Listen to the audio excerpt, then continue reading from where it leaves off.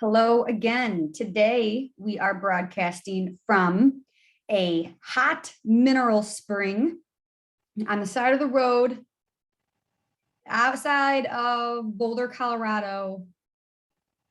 I think on I-70. I forget. I'm not 100% sure where we were when we took this picture, but pretty cool. See this water that's pooled up right there in the corner? It comes from this spring, and that right there, where I don't know if you can see my cursor, but right there, this is what the spring looks like coming out of the ground. Pretty cool, right? If you've never seen a hot spring in real life, here is an example of one. And you can see all of these interesting colors. The green is algae, okay? But there's yellows, reds, some blues sometimes. That is the elements coming out of the minerals in the rock that get kind of dissolved out of the rock as the hot water passes through the pore space in the rock. It dissolves away little tiny bits of various minerals that are in there. Red is usually iron, green is copper, yellows are sulfurs, blues are usually cobalt. Anyway, when the water comes out of the earth and gets exposed to the air, it precipitates those little bits of they're ions, and it leaves behind kind of like a residue, and you can see the colors. It's pretty neat. And it's all because that water is chemically mineral rich. We are going to do minerals today, the solid kind, not those that have dissolved. So let's look at that.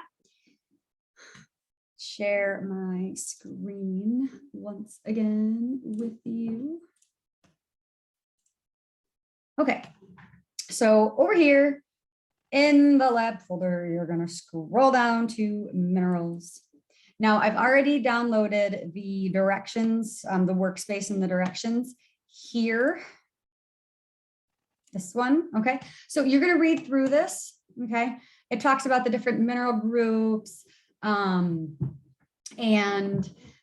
different things that, minerals are composed of and their different properties and stuff like that. You're going to use this website right here. Now you may have to, highlight it and then copy and paste it into a browser, or in some cases you can just hit Control and click it.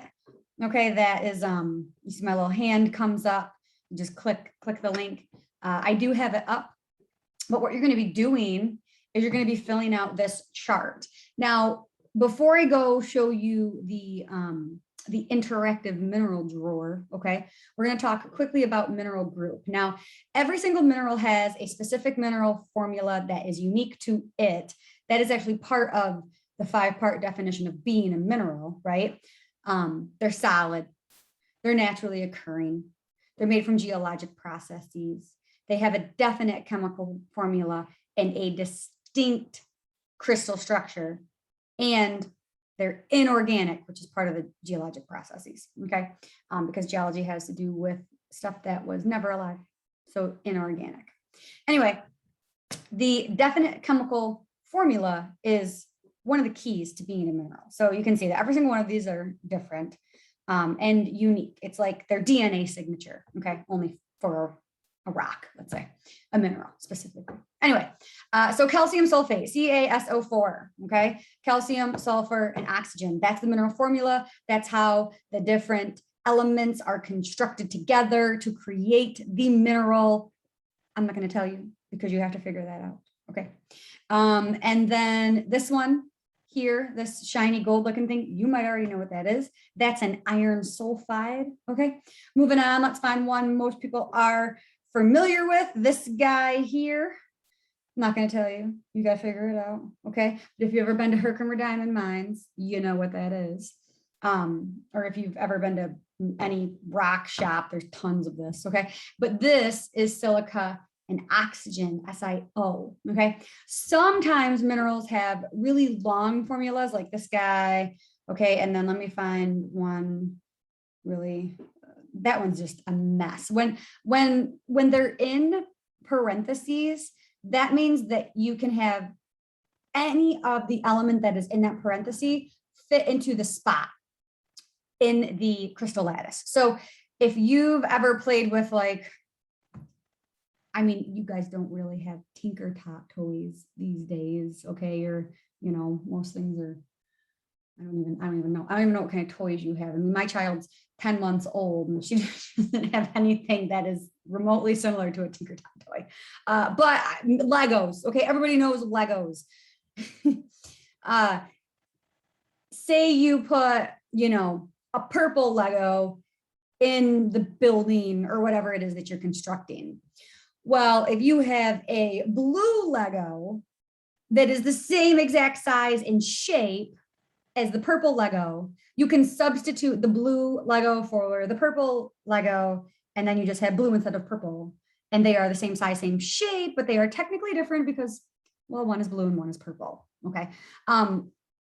Kind of the same idea for elements. So in the crystal lattice of whatever this mineral is, in that first position, you can have either calcium or sodium.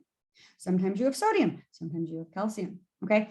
As you go on in geology, if you do, how minerals are replaced within the crystal lattice actually changes the mineral that it is and changes, well, obviously it's the chemistry because we're talking about elements here, but the overall composition of a rock, because minerals make up a rock.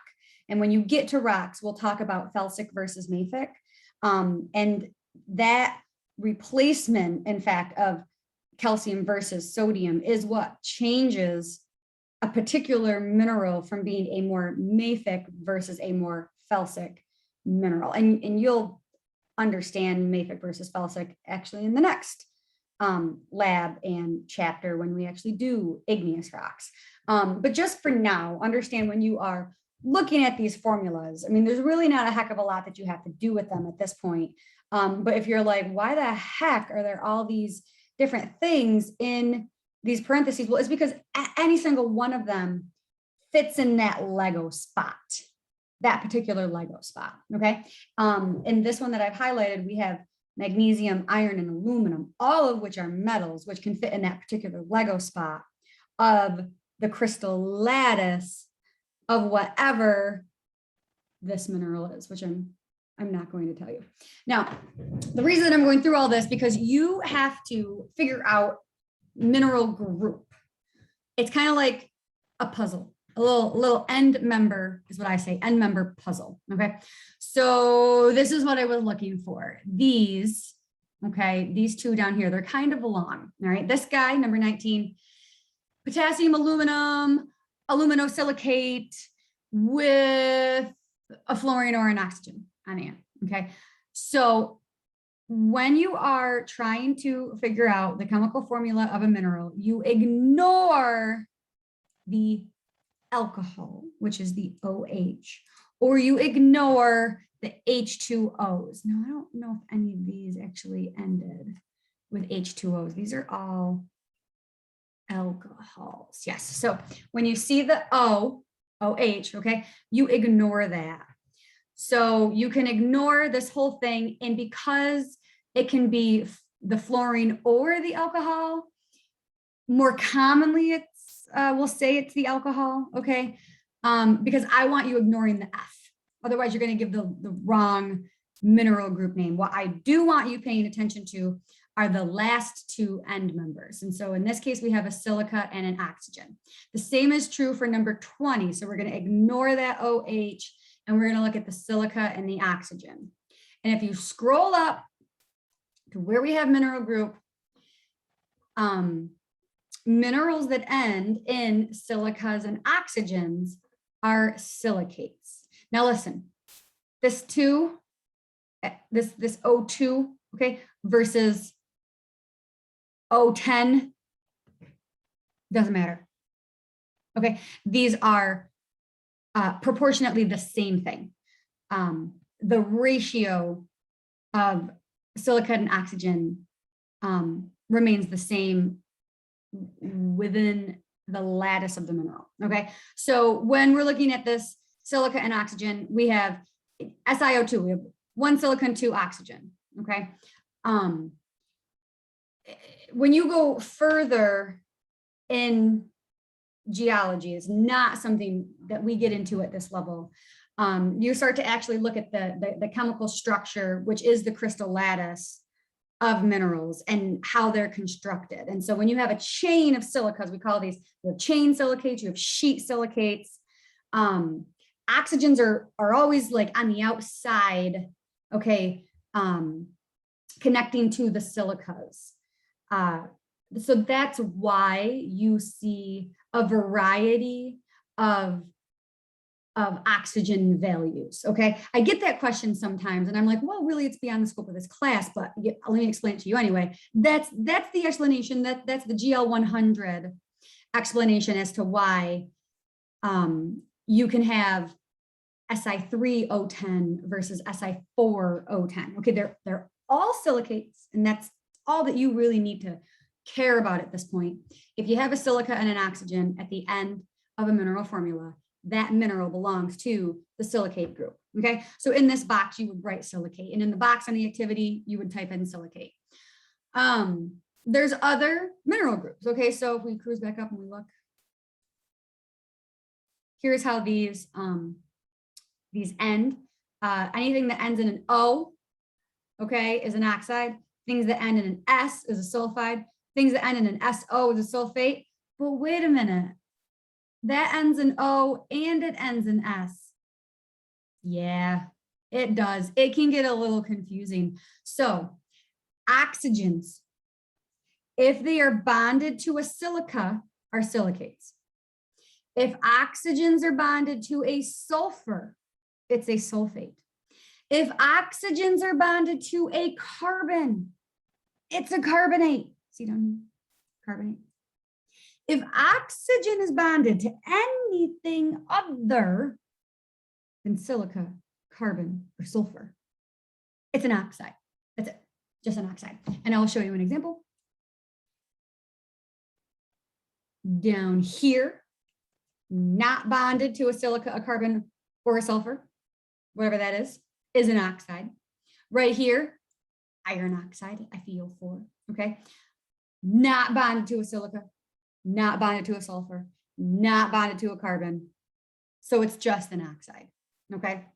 And then sometimes things end in just S. If they end in just S, all right, S not bonded to an oxygen, like that guy. And then there should be another one like this guy. This is lead sulfide. Those are sulfides. So ending in sulfurs, not bonded to an oxygen, sulfide. But ending in sulfur, bonded to an oxygen, oxide, sulfate. Okay. So just, go look at your formula and compare it to the end members for the mineral groups, and you'll get there. Now, last two tricky ones. Halides are weird. They end in chlorine or fluorine, one or the other, okay? Then native elements. Now, these are not ending. These are just examples of it's just one single element, okay? So, for example, diamond, carbon, just carbon, okay? Diamond and graphite are both just carbon. Graphite is what's in your pencils, and it flakes off really easily. You can write with a hunk of graphite. We do it at little student fairs. It's fun. But it's the same stuff as the stuff that's in diamond. It's just constructed differently. And that's what makes it a different mineral. Okay. So if it's just a C, it's a native element. If it doesn't have any other elements that it is bonded to and it is a single pure element, it's a native element. Okay. I think I've said enough on mineral groups. Now, let's show you how to use the mineral drawer, the interactive mineral drawer. So go here. I already called it up.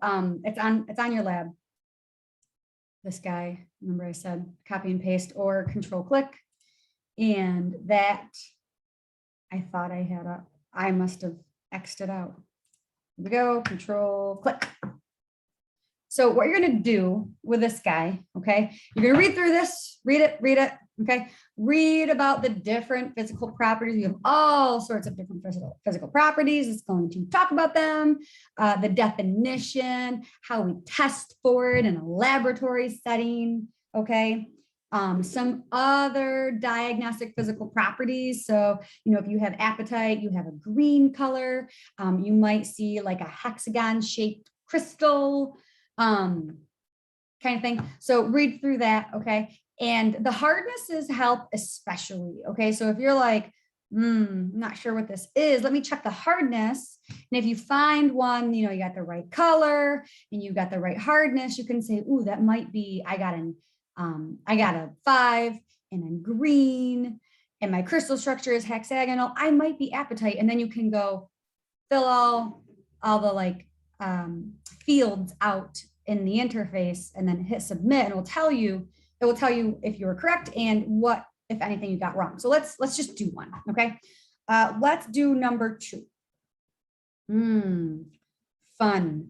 Okay, kind of hard to see, probably. I mean, I think they're kind of hard to see, but I do like how this goes through all these different physical properties of the mineral. So to test it, we're going to do the hardness test. You just click here and you say, okay, click one of the hardness buttons to perform a hardness scratch test. Okay, cool. So I'm looking at this and I'm going to say, I don't know. It looks like maybe it's kind of hard. Let's go somewhere in the middle. Okay, the sample was not scratched. So if you didn't scratch into the sample with your scratching tool, then is your sample harder or not as hard as in this case, a number 5? Well, it's going to be harder. Otherwise, it'd have been scratched. Okay, so we're like, okay, well, it's not a 5. Let's keep going. Let's try 7. Let's just jump up there. Sample was not scratched. Okay, try again. 8, the sample was scratched. So we have a hardness, all right, of somewhere between a 7 and 8. A 7 is fine, 7.5, okay? Because it wasn't scratched at a 7, but it was scratched at an 8, so it's probably somewhere in between. But we can call it a 7 because that's the highest number we were able to get to before the sample got scratched. Okay, cleavage and fracture. If you break the sample, what shape does it break into? Well, this one didn't break into any shape. It just fractures into these little shards like glass. Conchoidal fracture. Okay, cool. Well, that's kind of helpful. Streak test. The powdered sample was white in color. So when you scratch it on a streak plate, it gives a whiteness to it. Okay, cool. All right. Then is it magnetic? Not magnetic. Does it react with hydrochloric acid? Only one of these is going to. Okay, no, it does not. Does it taste like anything? That's weird. Only one of them is going to taste like something. Okay, cool. So let's see. We can look at our mineral and say, that's kind of brown, red. I can see some red. Let's go with like red brown. Hey, there we go. Cool. Our streak was white. Our cleavage, there wasn't any. Okay. My crystal form, I have no idea. I don't have a test for that. I'm going to guess. I'm going to look at that. I don't really see a crystal shape. Let's go with not present. Okay. Fracture, it said it was conchoidal and we got highest to 7. Luster, does that look metallic to you? It doesn't look metallic to me. So I'm going to go non-metallic and I didn't get any of those. So that's no. I'm going to say,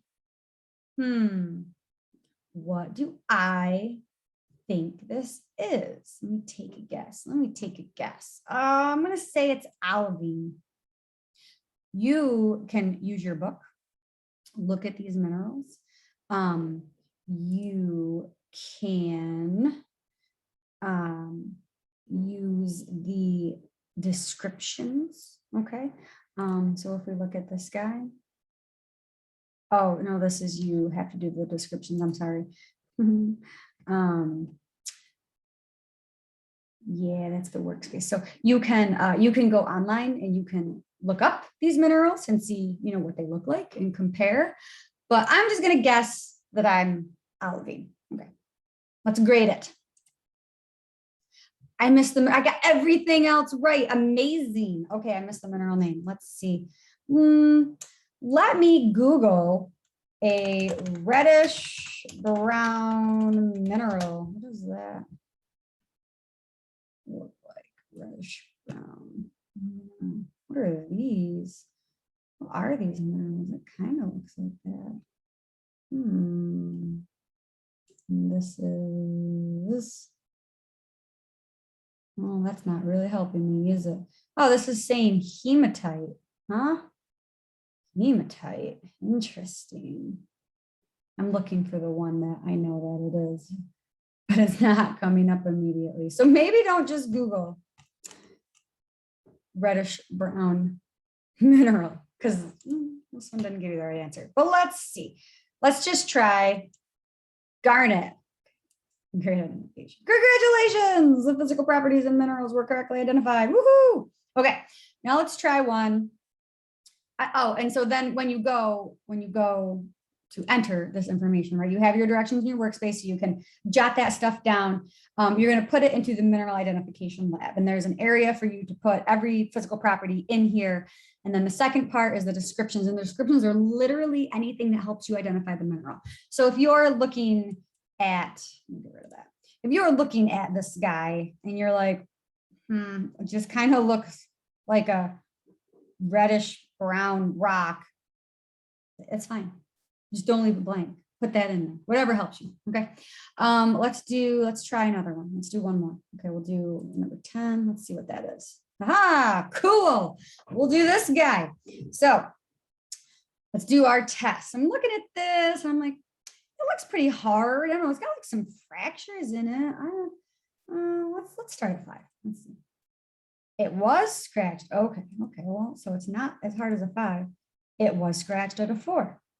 Soft. It was scratched at a 3. Interesting. Was not scratched at a 2. So 2 was my highest. Okay. This is a soft mineral. The color, there is no color. It's clear.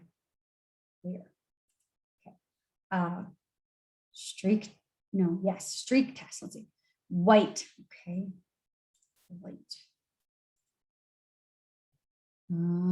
Cleavage and fracture. The sample resulted in 3 cleavage directions. Okay. So if you look, can you see how like these edges come to a point at 90 degrees? 3 directions at 90 degrees. For this particular mineral, that actually happens to be both the crystal structure and the cleavage. So crystal structure is how the crystal grows out of a rock, how it grows. Cleavage is how it breaks. Sometimes they grow and break the same way. Sometimes they don't. Okay. This one does. It has a cubic crystal and it has a cubic cleavage. So we're going to call it cruciform cubic, and we are going to, we had a conchoidal fracture. And we have 3 cleavage directions, and we had a hardness of 2. It's not metallic. Does it taste? Is it magnetic? No. Does it fizz? No. Does it taste funny? Haha, strong, salty taste. Anybody know what that is? Let's guess. Gypsum. Let's try that. Luster, other, and mineral name wrong. Oh, I didn't put in the other. Has a salty taste. Oh. Excuse me. Okay.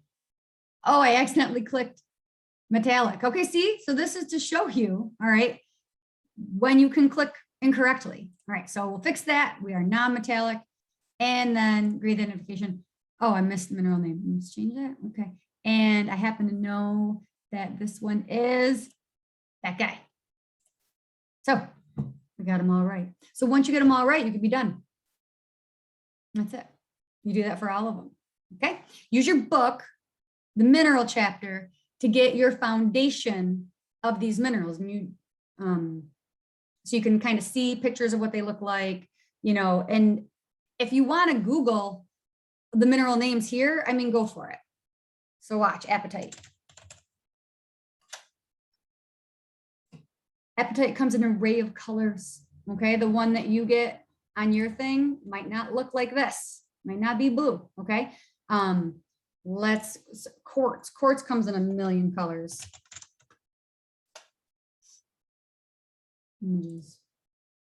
Look at all the colors. Okay, so many colors.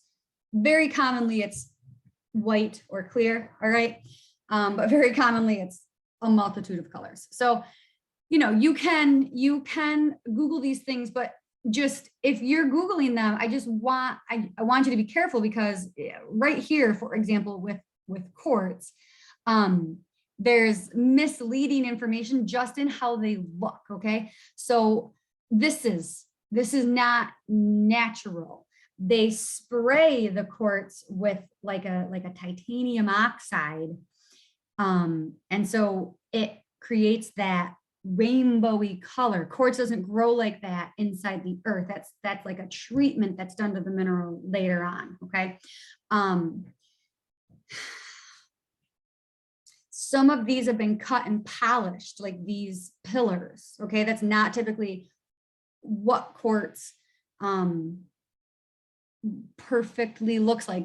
It does grow like this. It is hexagonal. It does have these points, but again, it's often cut and polished like these, you know, they call these like wands or something in the mineral world. Okay, but so just so you know, you're not always going to see a good geologic specimen if you Google, but it can get you kind of in a roundabout area if you just want to get a look for what the particular mineral looks like. But you still got to go through and understand all the different physical properties to get everything correct in the online mineral drawer, so that you can enter that information correctly into the assignment, which is the mineral identification lab. And then don't forget to do the mineral descriptions. Okay, just a short description, whatever you want to say there to help you understand the mineral.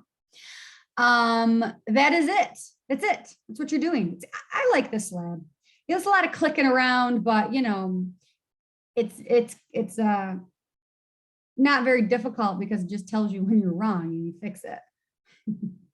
Okay, so use your books, use Google. Just be wary of Google, okay? Because it's not always ideal. And that's it. That's what I got for you. All right. So thanks for coming. Enjoy your day. I'm going to stop sharing, and we'll see you in the next lab.